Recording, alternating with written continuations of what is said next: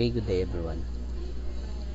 Okay, so for this evening, let's talk about the break-even analysis, break-even analysis. So the objective for this evening, that after completing this chapter, the students will be able to determine the break-even point on a linear function, and second one, determine the the critical points of nonlinear function. So first is, before we proceed in the proper discussion, the break-even analysis, students, plus this is the financial calculation. So it means you're going to calculate, or you're going to calculate, solve, compute, use in business, and to determine the point at which total revenue equals total cost, so resulting in neither profit nor loss, so it helps into the business owners understand the minimum level of sales or production necessary to cover their cost. So the break-even point is reached when the total revenue from sales equals the total fixed cost plus variable cost. So and this is the definition. The break-even analysis is the simplest quantitative model used by a decision maker, which is also referred to a cost volume analysis, and its major concerns are the interrelationship of cost, volume, and profit. Okay, in the break-even analysis, we have the different given data. For example, we have our cost per product, and we have our volume. Pag sinasabing volume, kung gaano kalaki yung volume ng product. For example, yung isang business, nag-produce sila ng 2,000 sacks of rice, so it means that would be the volume, and the profit is ano po yung income, minus na yung costing doon, so total net niya, profit niya. And the break-even analysis is the determination of the number of units that must be produced and sold to equate the total sales with total cost, so yan. And the break-even point, or the BEP, BEP, is the volume of the sales for which total sales equals total cost, where the profit is equal to 0, and it is also useful in determining the volume sales required to generate a desired profit. And this is the components of the break-even analysis. Okay, una is the volume. Volume is the level of production by a company. For example, kung itong company nag-produce ng 1,000 sacks of rice, what if yung brand ng rice nila is si Era, so 1,000 1,000 sack of rice na company na Era. So example lang yan, produce and sold, volume yan, okay. Then second is the profit, so the difference between the total sales and total cost, diba? For example, this sacks of rice, yung total sales nila is 2 million, in this company, and the total cost, syempre may mga labor cost ba, so total sales, total cost minus siya, deducted na yung difference niya, or the income generated by the sale of product. So yun na po ang profit. For example, 2 million ang total sales, minus sa cost na 1 million. So how much is the profit, students? So magkano yung profit niya? Sana amang naman magkano yung profit niya? 2 million yung total sales, and the total cost is 1 million. Pila man ang ihang, hello, madawag ko ninyo, hello. Yes, sir. Okay. So yung profit niya is 1 million, no? Because the total sales is 2 million man. Na minus 1 million na cost, so profit is 1 million. Basta hindi mo kaya nag-profit. Kailan mong profit? Income, sir. Oh, Yes, sir. Income. alam no? And number 3, cost, no? The usual number of different costs that must be taken into account in order to determine the profit. Costing yung gasto. Next is the fixed and variable cost, no? The fixed cost is a cost that is independent of the volume of units produced. So it will remain the same regardless of volume of sales. For example, the fixed cost is rental. 'Di ba? Fixed na yung rental, 1,500 per month, no? Fixed 'yan, management salaries. Example lang, 450 a day, no? Monthly 10,000. Some forms of depreciation, no? Property taxes, the value added tax, the different taxes dyan, no? Fixed cost yan. And the variable cost is a cost that is determined on a per unit basis, no? It grows in the direct proportion to the volume of sales. In other words, so it increases the same amount for each additional unit sold fall into this category. Yung variable cost class is pag lumalaki yung volume niya, is yung costing ng isang variable o isang item is lumalaki siya. For example lang, meron pang 1 sack of rice, then per sack of rice is 2,000. Tama? So, pag dalawang sack of rice na, pila na to siya? Mahimo ng 4,000. Right? Copy ninyo? Variable cost. Yes, sir. No? So, costing Yes, sa isang product ng variable cost. And the following notation will be used for the break-even analysis. Take note ha, take note na.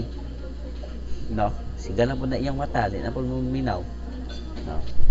Okay, una, X, no? Volume or of output or sales in units. No? P denoted, profit denoted by P. Selling price per unit, SP. Dili na skin perfection ha. Selling price per unit na. Okay, VC is the variable cost denoted by VC. Fixed cost denoted by FC. Dili po na siya feeling close ha, FC. Fixed cost. No, so, joke lang ko. And the total cost for X units or denoted by TC. And total revenue denoted by TR, so from the sales of X units. And the BEQ is break-even quantity. Okay. And the graphical approach of break-even analysis requires both of graph cost function and revenue function. So the figure 8.1 below shows the equation plotted on the same set of axes. The chart below illustrates both cost function and revenue function. The intersection of the total revenue or the TR and total cost lines, total revenue equals total cost, and the company will break even. So take note plus ha, ito yung graph natin, no? Yung the break anong tawag dito? Yung break even analysis na graph, no? Okay? Ito yung variable cost, no? Ito. Ayan, ito na mga line, no? Variable cost yan. And the break even point, pag yung variable cost is example lang, for example, dako ang iyahang na produce na yung mga product. So yun, pag ito yung shaded region niya, example lang ha, pag ganito yung shaded region niya, sagot ana, wala pa kay income, no? Deducted siya sa mga kuan pa, wala pa kay income, pero wala pud ka ng losing, no? No loss ka, pero wala pa kay income, wala pa kay profit, no? Pag dito po yung break even point yan, no? Pag dyan na po, and the break even revenue, so dito po ang mga break even revenue natin, no? Na break even volume. Pag pag yung break-even point po is lumalaki siya, what if dito na? So, dyan na po ang yung income natin, yung profit natin. And that would be our total revenue and the total cost. So, deducted na siya, no? Nakuha na ang cost, no? Ang costing. Then, nalabot tayo profit. So, kung baba siya, wala pa. No, dapat ma-break-even point pa tamo. Agi pa tag break-even point. Kabantay mo anang example lang no, mabaligya ta ginanggang. Di ba? Atong una-unaon ana na ma-out nato si capital ug unsa pa man ang gastos. Tama ba? Dapat ma-out ang gastos. Pag ma-out na ang gastos class, so it means nag-break-even point na ka. Sabtan niyo, students? Hello. Yes, sir. Example lang ha. Yes, sir. Example lang. Example lang, ginanggang no. Example, ginanggang. Kung nagkapital ka sa ginanggang og 100, nya karon nabawi na nimo ang 100 na capital. So kana break-even point na ka. Kuha. Break-even point na ka. So kung pag more than na siya, example lang 120 na ka. So ang imong graphic is pakanin na siya. Pa right na siya, upper right na siya. So nanadra imong total revenue and profit. Di ba kamantay mo na, example lang maligya ginanggang niya 150 ang income ay ang total gross. So minusan ang 100 mo na imong break-even point, no? And the 50 pesos, no? 150 man yung halintanan total. So, ang 50 pesos mo is yung profit mo yan. Yung profit. Sandan? Sandan ninyo? Ha? Yes, sir. Sige. Yes, sir. So, the linear profit analysis, no? So, to understand the concept now of the break-even analysis more clearly, it is best to present it using some examples. Okay, so kani class magdeal na ta og millions. Dili na ginanggang, no? Dili na 100 millions na, no? And naa na siya gitawag og labor cost. So, and the labor cost and the variable cost and fixed cost. Na siya fixed cost. For example, rental, yon, rental, taxes, ano pa yon, management salaries, naman yung mga fixed cost. And okay. Then, ito yung problem natin. Wages. So, problem natin, the glass company, a manufacturing company located in Rizal, produces a paperweights for export to Japan. So gumagawa sila ng glass, no? Ay, the glass company ba din, no? So gumagawa sila ng paper, no? Paperweights for export to Japan, no? So the company sells these paperweights to major retail chains for 125 pesos each. Okay, so muna ang ilang kuano selling price, no? So ito yung SP, no? So which does not include the shipping cost. So mayroong shipping cost, no? Okay. Per paperweights. So what if yung paperweights natin is 1, so 20 pesos, no? So exclude yan, not include. These paperweights are then marked up to a retail selling price in Japan to 560 pesos per paperweights. So di ba? From 125 each, naging 560 na siya in Japan, no? So the workers in the factory are paid on the average the equivalent of 420 pesos per day, and it is estimated at 44 pesos per paperweights. So the fixed cost of this operation are estimated 6,000 a year. Take note ha, 6,000. 6 million a year, no? So fixed na yan. So okay na yan, fixed na yan. FC natin yan. FC. Naka-follow mo class? Hello? No, sir. Okay. Yes, sir. Yung tanong, ang tanong dito is, what is the break-even point of the company in terms of the number of paperweights per year? So, yung pangutana dara, pila daw ang break-even point? Sama itong giingon ako sa ginanggang. Pag makuha na gayud nimo ang kapital nimo nga 100, break-even point na siya. So, karon pila daw ka ang iyang break-even point of the company in terms of the number of paperweights per year? Okay, so to solve this one,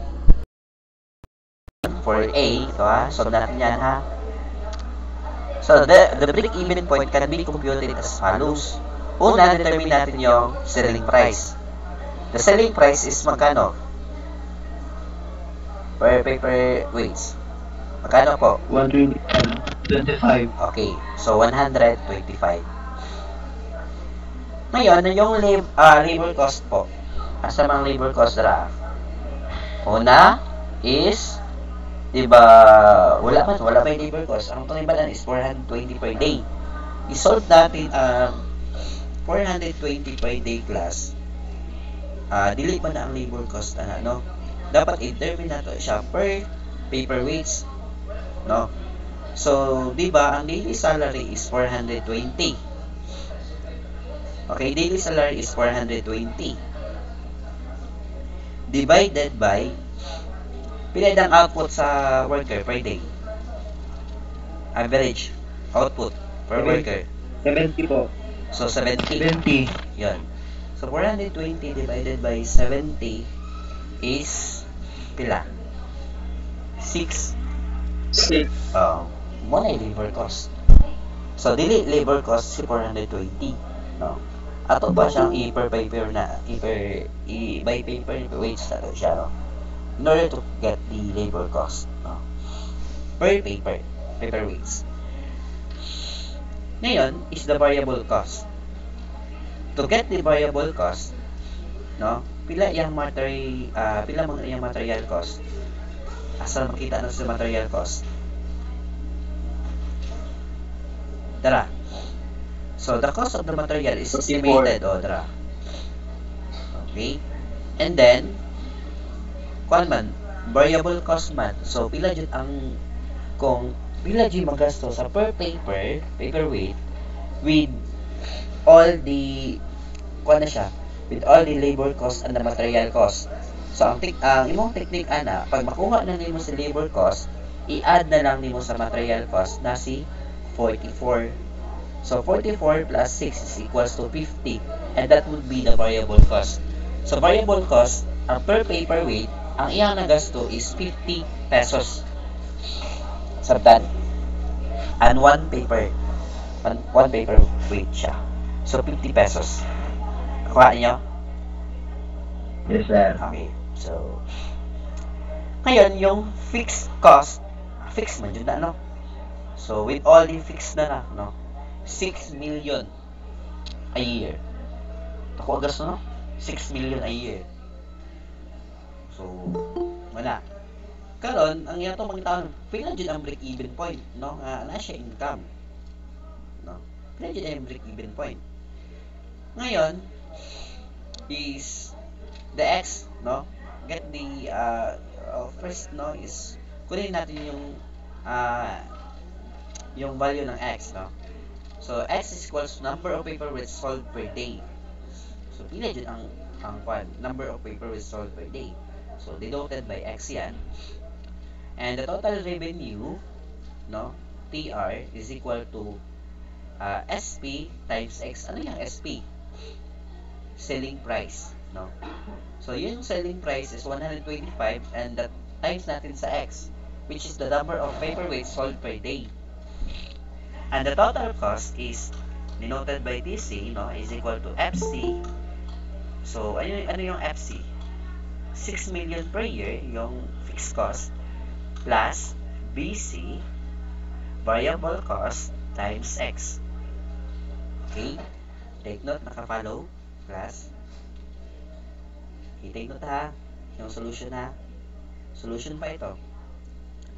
Now, let us determine the break-even point, no? Kung sa na to ang break-even point, patayin ko na ako sa inyo ha, pila dyan ang mahalin sa ginanggang, no? pila jud ang ano, ba 100 ba itong gasto, ang 100 mo na ang break-even point. So pila jud ang iyang break-even point. So dapat maging equal si total revenue bilang income, total jud ang nga income and the total cost, no? To know the break-even point. So first is solve for x, no? To solve for x, the SP, the TR is equal to TC, and the value of our TR is SP times x. So SP times x is equal to TC. What is the value of our TC? Ito, no? FC plus BC times x. So solve for x, no? Una is remain natin sa FC, then addition property of equality. So ilipat natin si BC times x. Yung BC times x, pag ilipat mo yan, magiging negative na. So muna ang negative BC times x. Nakuha? Plus? Hello? Hello? Sir. Okay. Yes, sir. So, kung lang siya, i-factoring lang siya, no? So, the same x, no? Isang x na lang yan. Then, SP minus BC. And, to get the value of x, i-divide, okay. To get the value of x, no? I-divide mo yan, yan, SP minus BC, hanap siya, no? Equals to x equals FC. Divide lang siya, no? By SP minus BC.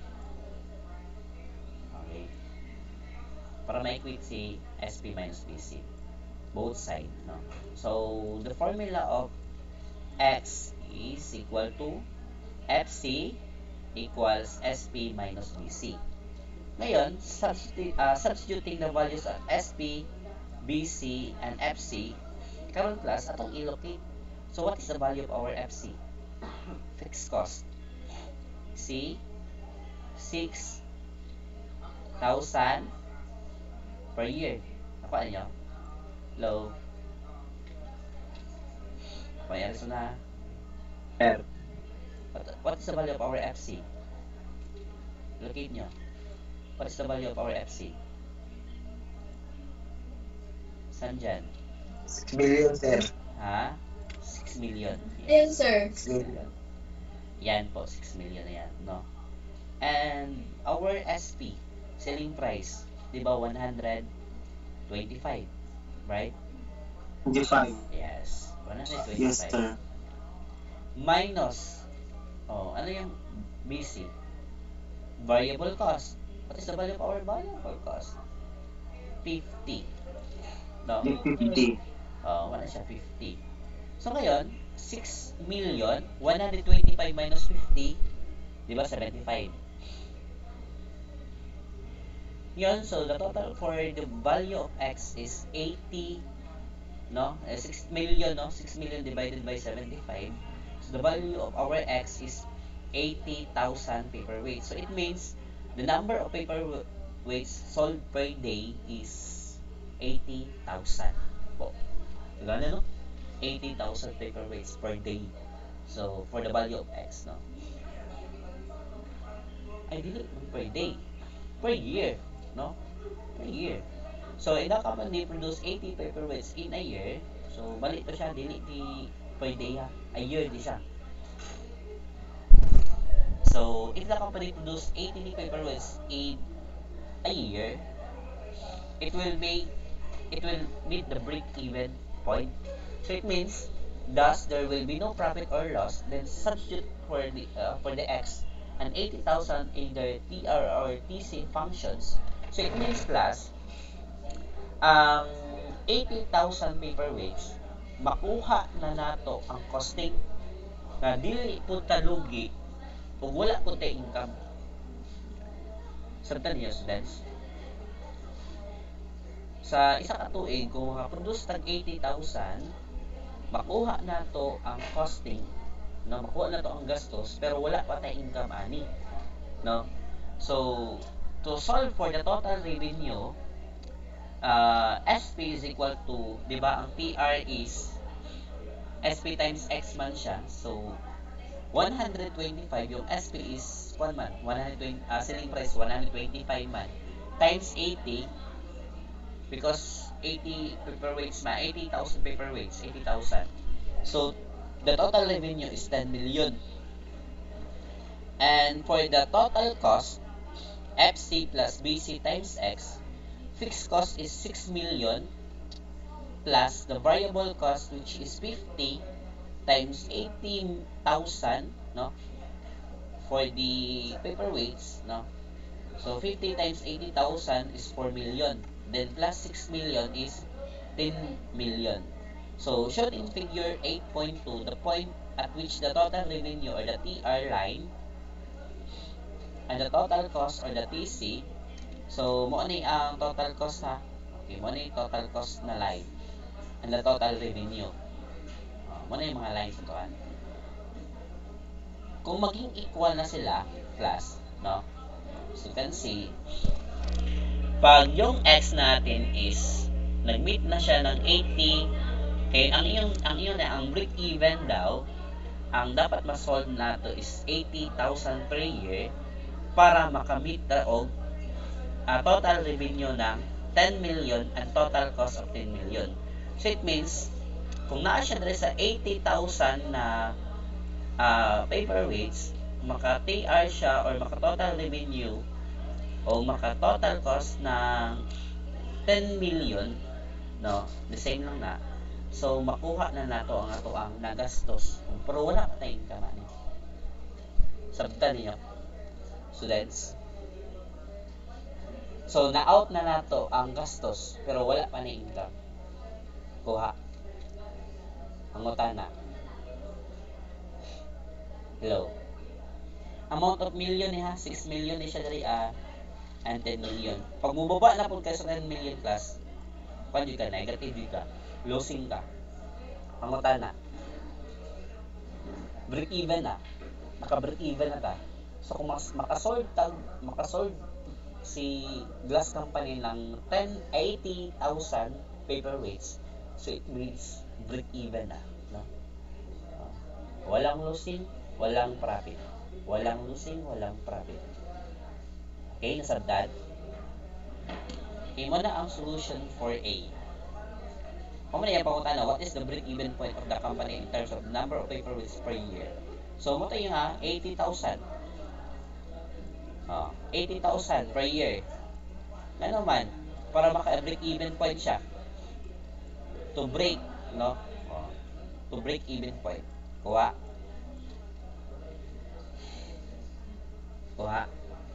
Pumunta na ba eh? Wala na? Siyempre, ilaw naman eh. Cornito. Wala, pumunta na. Proceed. Ingon lang. Wala na, sir. Sige. So, mo na to. Kung sa ginanggang ka, mabalik ka sa ginanggang, sige daw. Kung mabalik ka sa ginanggang, kung ato ang ginanggang class, ato ang capital is 100 man. Karon pila ka ginanggang, kung tag 5 ang ginanggang, pila ka ginanggang ato ang mapudos para maka-break even ta. 20 ka mo, sir. 20 no? Kung tag 5. 20 sir. 20 Yes. times 10. Ay, 20 times 5. 200. Dili, 20 times 5. Dili, 10. 200, sir. 20 times 5 kaya 5 man ang ginanggang. So it means 20. 20 100. yes. 20 yes. 20 pieces of ginanggang class. Break even point na 'yon. Di ba? Nakuha na. Break even na 'yon. No? Walang losses, walang profit. Kuha.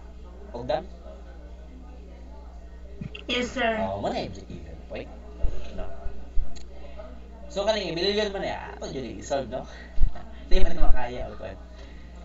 Next, if the company sold 150,000 paperweights last year, how much profit loss did it have for the year? So, saan siya pag-solve? Kung yung company natin is yung last company is sold 150,000 last year, no? Paperweights ang nabigya. So, how much is the profit loss, no? Did have for the year. So, proceed tayo, no? The solving for B. Now, let us determine the profit if the company will produce 150,000 paperweights. Recall that the profit formula. So, the profit formula, students, always minus the total revenue by total cost. Profit is equal to total revenue minus total cost. So, TR minus TC. So, what is the value of our TR? What is the formula of our TR? Diba, selling price times X. So, balik tayo dito. Diba? Selling price times X. And minus TC, which is FC plus BC. Dito, no? FC plus BC, the variable cost, times X. So, ngayon, TR is SP times X. Diba? Selling price is 125. Times 150,000. Sir, bakit na rin 150,000? 80,000 dito. Take note ha, lahin ang problem. What if 150,000 paperweights ang ma-solve? Okay? Minus the fixed cost is 6 million. Same ang fixed cost ha. Plus, the variable cost 50 times 150,000 paperweights. So, it means, unahin natin ito, ha? PEMDAS. So, 50 times 150,000 is 7,500 plus 6 million 7 million 500,000 plus 6 million. So, 13,500 minus to the total revenue of 18,750 18,750,000 minus 13,500,000. Wala ko nagadil og million kas ako rong kay ay. So the profit no is 5,250,000. So the company will generate a profit of 5,250,000 if they produce and sell of 150,000 units of paperweights. So, as you can see, na-refer to the figure 8.3. Hala, wala na ako na... Okay, sorry. Refer to the figure 8.3. Send ko na sa GC. Wait lang. Ang graph. Wait lang po. Wala na ako na-upload og send. Sorry.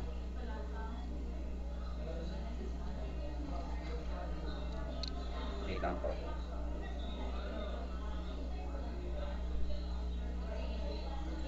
Na nasa GC, send ako. Ito na. So, manaisumpa niya.